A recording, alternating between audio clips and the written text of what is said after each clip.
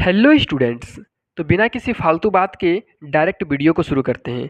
आज यानी कि 10 मार्च को आप लोगों का यानी कि क्लास 8 का सारा सब्जेक्ट का एग्ज़ाम था।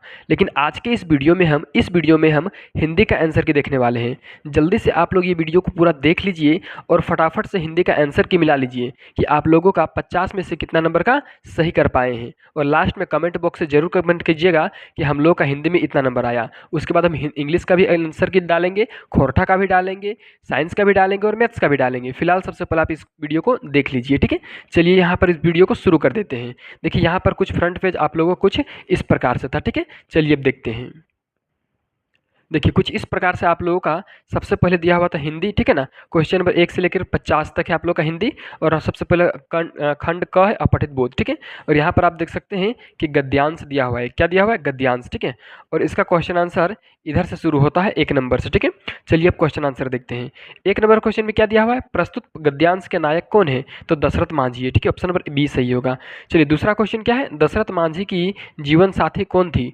तो जीवन साथी उसकी पत्नी फागुनी देवी। चलिए अगला क्वेश्चन देखते हैं 3 नंबर। दशरथ मांझी की मेहनत कितने साल बाद रंग लाई? तो ये तो सब सारा तो पैराग्राफ में दिया हुआ है। 22 साल बाद रंग लाया था, ठीक है। फिलहाल हम लोग आगे देखेंगे, वहां पर पता चलेगा कितना किसका नंबर ज़्यादा आएगा। चौथा क्वेश्चन देखिए। दशरथ मांझी किस वर्ष छेनी हथौड़ा लेकर पहाड़ के पास पहुंचे थे? तो 1966। ऑप्शन नंबर बी सही होगा, ठीक है। चलिए अगला क्वेश्चन देखते हैं हम लोग 5वां नंबर। क्वेश्चन क्या है? राहगीर का अर्थ होता है, राहगीर का मतलब क्या होता है? तो राह में चलने वाला, यानी कि ऑप्शन नंबर सी सही होगा।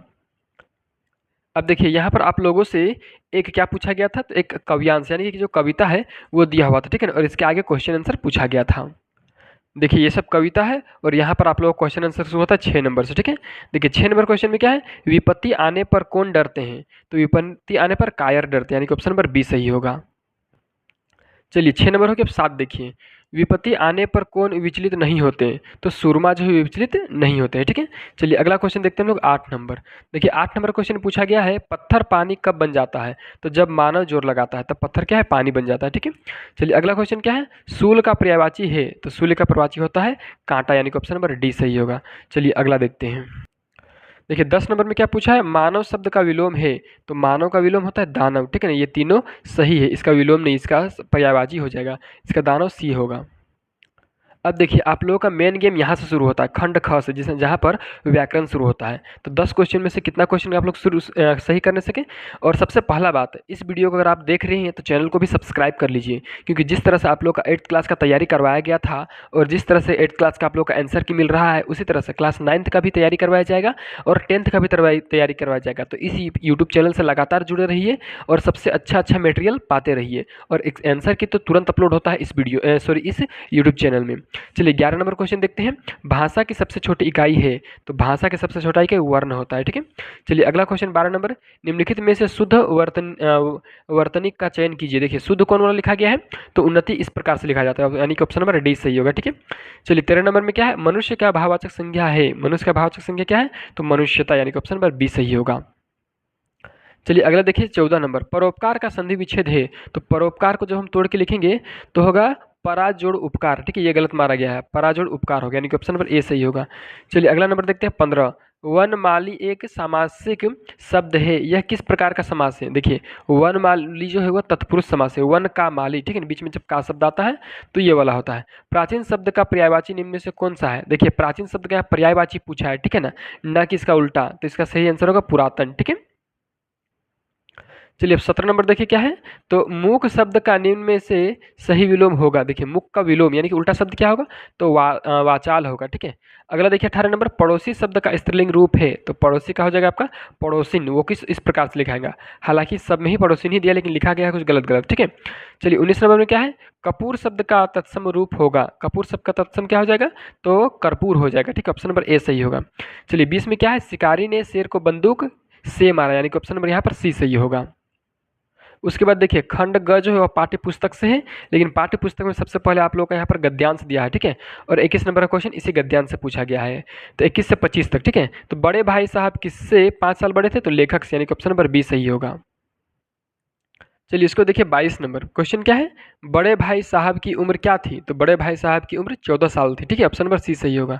चलिए अगला क्वेश्चन देखते हैं 23 नंबर, मैं छोटा था और वह बड़े से मैं कौन था? देखिए मैं छोटा था और वह बड़े में से मैं कौन था? तो मैं थे यहाँ पर लेखक, यानी कि ऑप्शन नंबर ए सही होगा। ठीक है, चलिए अगला क्वेश्चन देखिए, शालीनता शब्द किस प्रकार की संज्ञा है? तो शालीनता जो है भाववाचक संज्ञा है। ठीक है ना। चलिए अगला क्वेश्चन देखते हैं 25 नंबर। देखिए यहाँ पर शुरू होता है आपका 25 नंबर। क्वेश्चन क्या पूछा है, उपयुक्त गद्यांश किस पाठ से लिया गया है? तो ये लिया गया है बड़े भाई साहब से। ठीक है, चलिए अगला देखते हैं हम लोग 26 नंबर क्वेश्चन, छोटा जादूगर पाठ के आधार पर रंगमंच पर कौन सा खेल चल रहा था? तो रंगमंच पे चल रहा था बिल्ली का रूठना, भालू का मनाना एवं उनकी ब्याह की तैयारी का चल रहा था खेल। ठीक है, चलिए उसी तरह से हम 27 नंबर देखते हैं, हम लोग कैसी मिट्टी की मूर्ति के समान रहते हैं? तो हम लोग कच्ची मिट्टी की मूर्ति के समान रहते हैं। अब अगला क्वेश्चन देखिए 28 नंबर, मित्रों के चुनाव के तरीके पर उसके जीवन की क्या निर्भर हो जाती है? तो जीवन की सफलता निर्भर हो जाती है, यानी कि ऑप्शन नंबर ए सही होगा। अगला क्वेश्चन देखिए 29 नंबर, क्या पूछा है, अशोक का शस्त्र त्याग शीर्षक पाठ में प्रज्ञा ने अशोक को क्यों जीवित छोड़ दिया? तो अशोक का हृदय परिवर्तन हो चुका था इसलिए, यानी कि ऑप्शन नंबर ए सही होगा। ठीक है, चलिए अगला क्वेश्चन देखिए 30 नंबर, किसकी पत्नी ने लेखक को टोका? तो किसकी पत्नी ने? तो लेखक की जो पत्नी थी उसी ने पत्नी को टोका था। सॉरी पत्नी, हाँ पत्नी को टोका था। चलिए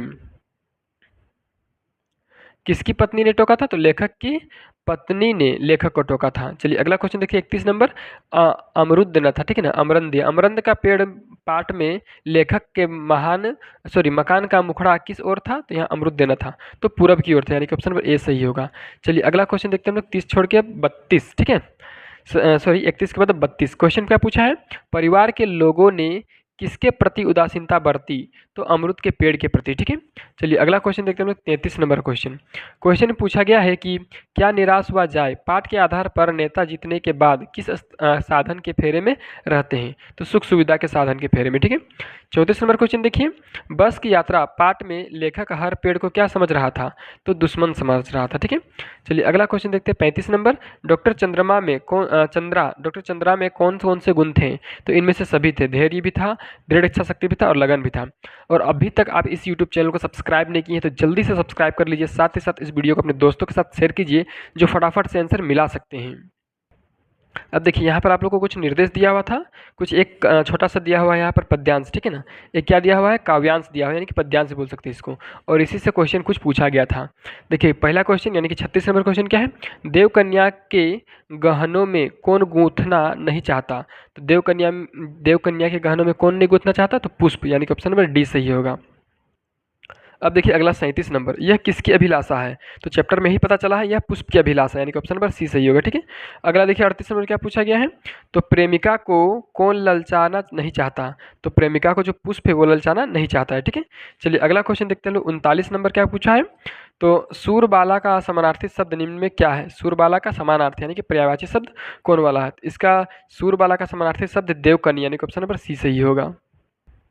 अब चलिए 40 नंबर क्वेश्चन क्या कह रहा है, दी गई पंक्तियां किस पाठ से उद्धृत है? ठीक है, तो ए में दिया है पथ की पहचान, बी में दिया है डायनिक अंधविश्वास, और सी में दिया है पुष्प की अभिलाषा, और डी में आप लोग देख सकते हैं यहाँ पर है बूढ़ी पृथ्वी का दुख। इसका सही आंसर ऑप्शन नंबर सी होगा, पुष्प की अभिलाषा। ठीक है, चलिए 41 नंबर क्वेश्चन देखते हैं।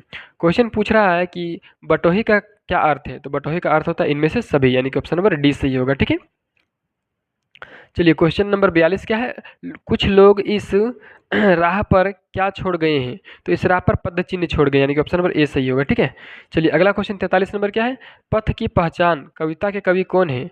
तो पथ की पहचान जो कविता है उसके कवि है डॉक्टर हरिवंश राय बच्चन। ठीक है, चलिए अगला क्वेश्चन 44 नंबर में क्या है, पथ की पहचान कविता में सफल राही कौन है? तो इसमें सफल राही महान लोग है। ठीक है, चलिए अगला क्वेश्चन 45 नंबर, डायन के रूप में फैले अंधविश्वास को दूर किया जा सकता है, किससे दूर किया जा सकता है? तो इनमें से सभी से। ठीक है, ऑप्शन नंबर डी सही होगा। सिर्फ आंसर मिलाइए फटाफट, पढ़ना लिखना तो हो गया आप लोग का।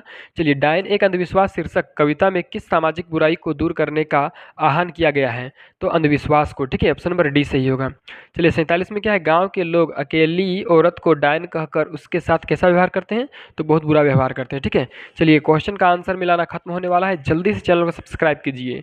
चलिए 48 नंबर, राम का भरत को संदेश शीर्षक पद्य में भारत के आग्रह पर श्री राम ने अपनी कौन सी वस्तु भारत को प्रदान की है? तो चरण पादुकाएं, ठीक है, यानी कि चप्पल जैसा रहता है वो वाला, ठीक है। चलिए 49 नंबर क्या है, राम का भरत को संदेश पाठ किस महाकाव्य का अंश है, तो ये है आप लोग का महाभारत, यानी कि ऑप्शन नंबर बी सही होगा। चलिए 50 नंबर इस वीडियो का लास्ट क्वेश्चन है, तुलसीदास जी के अनुसार मुखिया को कैसा होना चाहिए, तो मुखिया को मुख के जैसा होना चाहिए, यानी कि ऑप्शन नंबर ए सही होगा, ठीक है। ये सब सारा क्वेश्चन में से हमने बहुत सारा क्वेश्चन आप लोगों को करवाया था, और इसी तरह से और भी आंसर मिलाने के लिए इस चैनल के सॉरी इस वीडियो के डिस्क्रिप्शन में जाइए, वहाँ पर आप लोग को लिंक मिल जाएगा, साथ ही हमारे चैनल में और भी वीडियो है जिससे आप आंसर मिला सकते हैं, इंग्लिश का भी, साइंस का भी, सोशल साइंस का भी। तो जल्दी से इस वीडियो को आप उन दोस्तों के साथ शेयर भी कर दीजिए, चैनल को सब्सक्राइब कर दीजिए।